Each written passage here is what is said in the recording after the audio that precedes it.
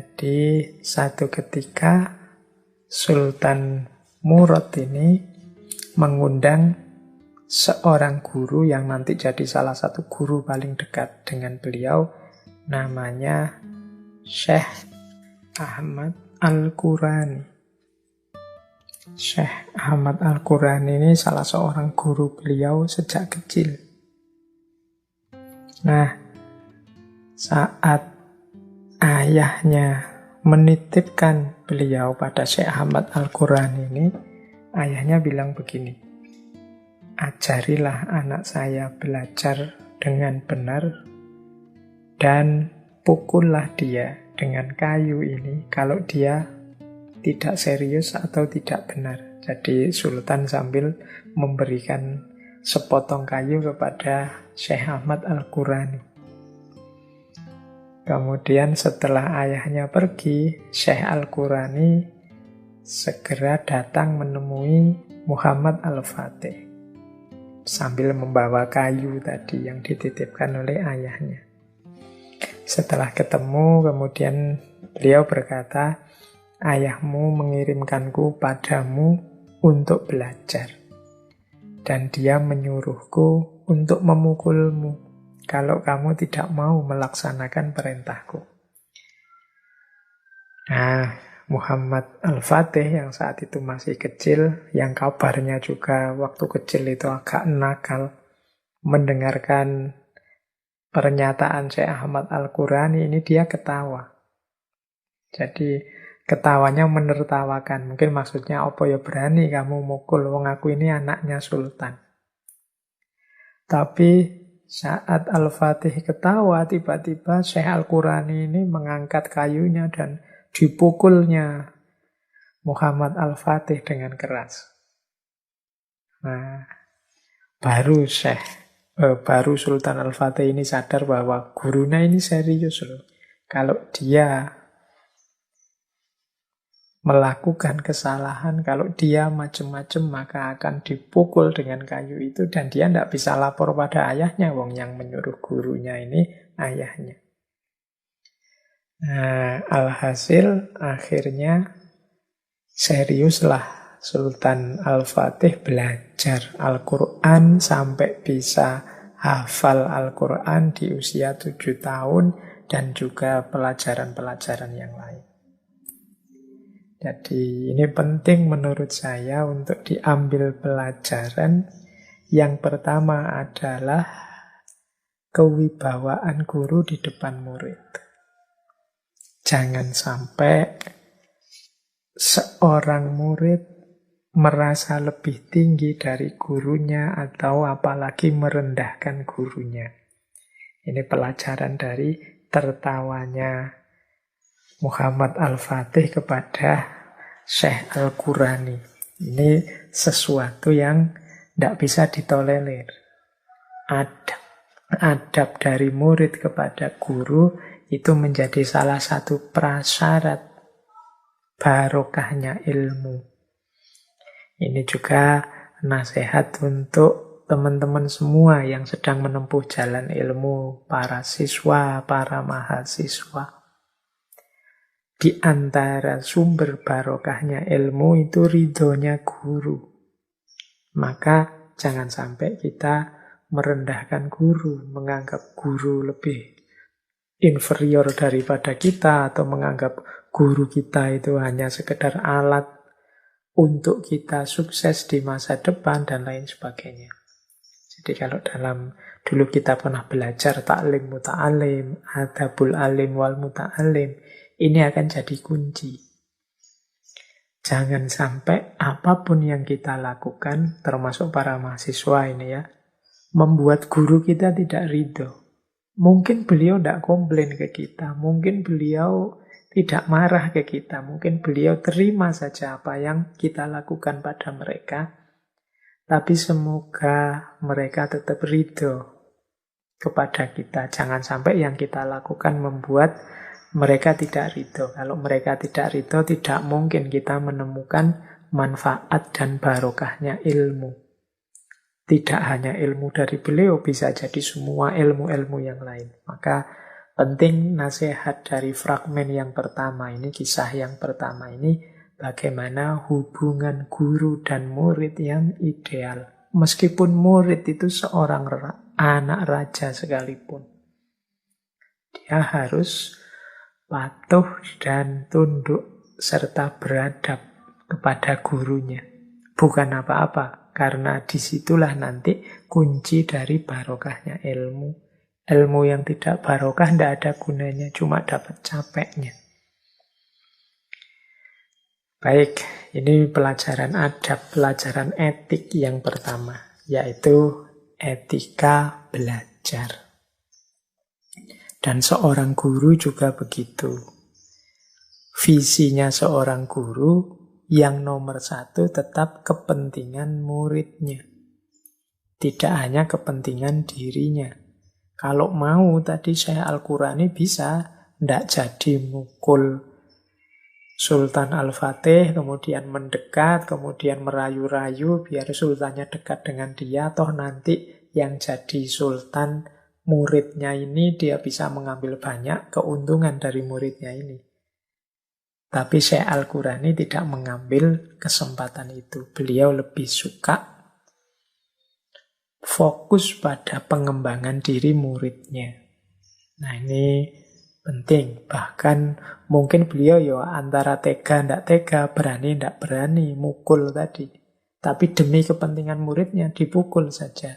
Meskipun ya pukulan yang sekedar mengingatkan, bukan pukulan untuk menyakiti. Belakangan kan muncul sering kasus-kasus murid dipukul gurunya, kemudian jadi urusan polisi dan lain sebagainya. Ini mungkin perlu pembahasan yang lebih dalam, dievaluasi-evaluasi lagi. Kadang-kadang memang di titik tertentu seorang guru, seorang pembimbing perlu mengingatkan muridnya dengan agak keras. Karena mungkin muridnya agak terlalu jauh menyimpang. Nah, peringatan itu tentunya ya dengan cara tindakan yang mengingatkan, bukan tindakan yang menyakiti, bukan karena gurunya ingin balas dendam dan lain sebagainya. Nah, itu nanti memahami konteks situasi lebih tepat akan memudahkan kita menilai situasi-situasi kapan seorang guru berhak mengingatkan muridnya dengan cara yang agak keras, mengingat muridnya sudah agak jauh nyeleweng atau menyimpang. Baik, ya kalau zaman saya sekolah dulu, zaman SD, ya kadang guru itu membawa penggaris besar itu. Kalau ada yang anak macam-macam ya bisa merasakan kerasnya penggaris. Atau bisa merasakan telinga yang rasanya mau copot karena dijewer. Itu zaman dulu. Oke, baik, itu kisah pertama. Kisah kedua, ini juga menarik. Sama-sama kisah tentang pukulan. Jadi bagaimana Syekh Al-Fatih ini dipukul gurunya. Tapi kali ini yang mukul gurunya yang masyhur tadi, Syekh Aqs Syamsuddin. Jadi satu ketika ini guru yang paling dihormati oleh Sultan Al-Fatih. Jadi satu ketika Syekh Aqs ini tiba-tiba memukul dengan keras Sultan Al-Fatih. Nah, Al-Fatih setelah dipukul keras itu dia sebenarnya tidak terima. Wong aku tidak salah apa-apa. Salahku apa kok dipukul ini? Tapi dia mau protes ke gurunya, dia tidak berani. Dan dia teringat terus dengan pukulan ini. Jadi bertahun-tahun dia tidak lupa dengan pukulan ini. Dia bingung, salahku apa ya kok tiba-tiba dipukul oleh guruku tadi. Nah, satu ketika setelah menjadi sultan dan ngobrol-ngobrol dengan Syekh Aqs Syamsuddin, beliau menanyakan kegalauannya ini. Jadi beliau bertanya, wahai guru, aku mau bertanya. Masih ingat tidak satu hari dulu guru memukulku? Padahal aku merasa tidak bersalah apa-apa saat itu. Sekarang aku mau bertanya, dasarnya apa sih dulu itu guru kok mukul aku? Nah, Sang guru terus tersenyum. Kemudian jawab seperti ini. Jadi nak, aku sudah lama menunggu datangnya hari ini, menunggu engkau bertanya tentang pukulan yang aku lakukan itu. Jadi memang kamu tidak salah apa-apa. Pukulan yang aku lakukan itu memang sebentuk pukulan kezoliman. Orang tidak salah kok dipukul, itu kan namanya zolim. Tapi terus kata Syekh Aksamsuddin, sekarang kan kamu tahu nak, bahwa pukulan kezoliman itu tidak bisa membuatmu lupa begitu saja, terus mengganggumu. Maka nak, jadikan ini pelajaran untukmu ketika nanti engkau jadi pemimpin. Jangan pernah sekalipun engkau menzolimi masyarakatmu, rakyatmu. Karena mereka tidak akan pernah bisa tidur dan tidak akan pernah melupakan pahitnya kezoliman itu. Jadi ternyata tadi pukulan dari Syekh Aksamsuddin tadi dalam rangka mengajarkan kepada Sultan Muhammad Al-Fatih untuk jangan sekali-sekali melakukan kezoliman. Ilustrasinya mudah kalau dari cerita ini tadi kan Syekh Ak ini mukul Sultan Muhammad Al-Fatih tanpa alasan dan Sultan Muhammad Al-Fatih tidak berani bertanya, tidak berani protes kepada gurunya. Wong guru ini orang yang dihormati, orang yang sangat beliau muliakan. Tapi pukulan ini teringat terus. Beliau jadi gelisah, jadi galau. Tidak terlupakan pukulan ini terus-terusan. Sampai di satu waktu ada keberanian bertanya. Baru dijelaskan oleh gurunya, yaitu memang pukulan tanpa alasan. Itu pukulan kezoliman. Dan ini pelajaran bagimu. Bukankah engkau selama ini gelisah karena mengingat-ingat pukulan itu tadi?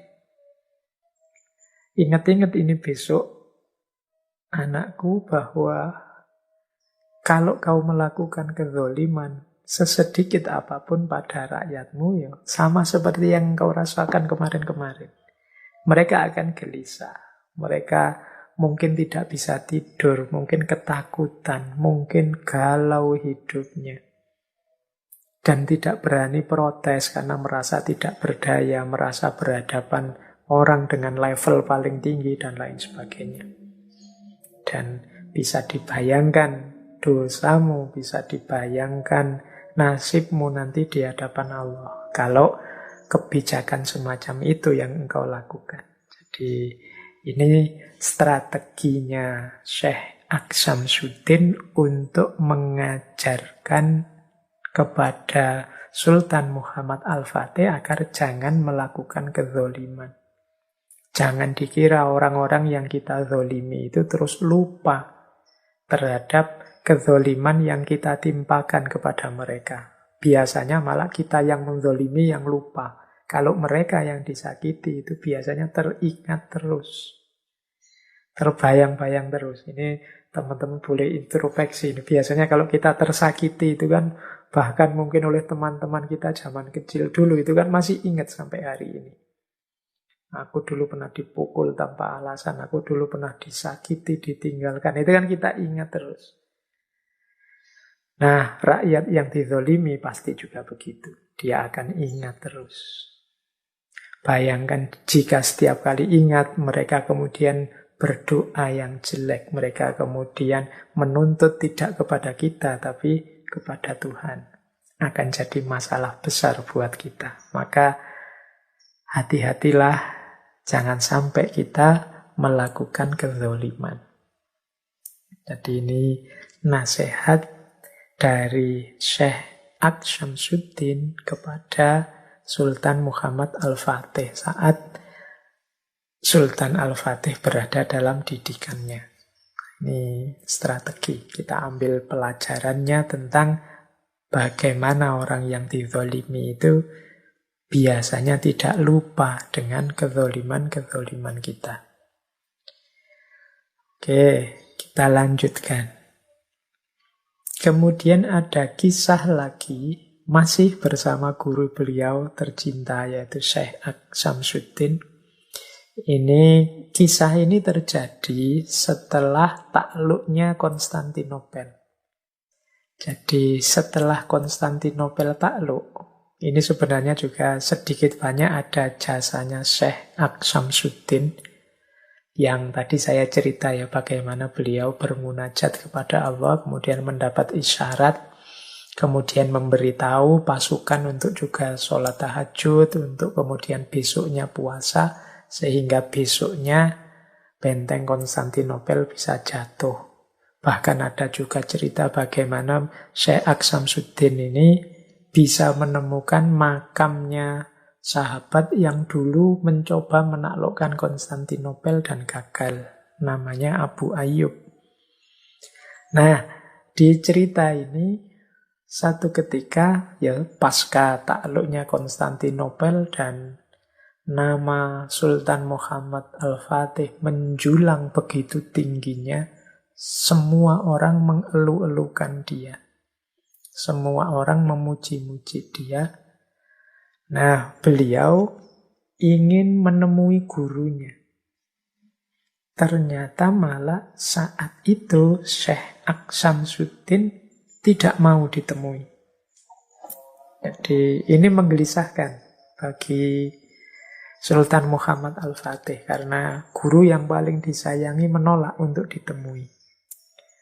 Akhirnya beliau mengeluh kepada seorang panglimanya, ternyata Syekh tak mau menemuiku. Kira-kira apa ya sebabnya? Akhirnya beliau introspeksi, lama-lama ketemu alasannya. Barangkali Syekh melihat ada kesombongan dalam diriku. Karena aku sekarang sukses, sementara pembebasan Konstantinopel sebelumnya gagal. Para sultan-sultan zaman dulu gagal, dan aku sekarang sukses. Sehingga tidak sadar dalam diriku ada kesombongan. Beliau mungkin ingin menaklukkan kesombongan yang ada dalam diriku. Jadi ini didiamkan oleh gurunya. Itu pun beliau mampu membaca maksudnya gurunya. Ini selain guru yang luar biasa, juga murid yang luar biasa. Jadi dalam kisah ini ada nasihat, kita itu harus, kalau bahasa Jawanya, eling lan waspada, tidak hanya saat berjuang atau saat gagal mencapai cita-cita, tapi juga saat sukses. Saat kita berhasil, saat kiri kanan orang muji-muji kita, saat banyak orang mengeluh-elukan kebesaran kita, tetap kita jangan larut, jangan hanyut, tetap waspada dan tetap eling.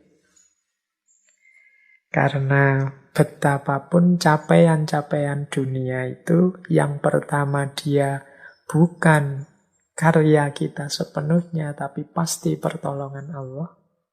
Kemudian yang kedua, itu pun sifatnya sementara, tidak selamanya. Wong hidup ini dinamis, naik turun. Jangan sampai setelah kita jingkrak-jingkrak kesenangan, tidak lama lagi kemudian jatuh tersungkur, tidak ada yang menolong.